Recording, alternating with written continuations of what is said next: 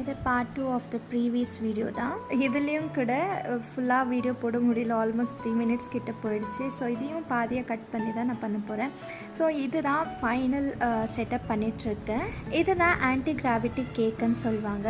இதை வந்து மெயினாக அந்த த்ரெட் ராட் வச்சு தான் இந்த மெயின் ஸ்ட்ரக்சரே கேக்குக்காக ஃபார்ம் பண்ணுறது. இதை கற்றுக்கிறதுக்கு நான் ரொம்பவே ரிசர்ச் பண்ணேன், நிறைய வீடியோஸ் பார்த்தேன், எப்படியெல்லாம் பண்ணுவாங்க, எப்படியெல்லாம் செய்வாங்க, நிறைய ஸ்கெட்சஸ் போட்டேன். ஸோ ரொம்பவே ஸ்கெட்ச் ரீதியாக ரொம்ப ட்ரையல் பண்ணேன்.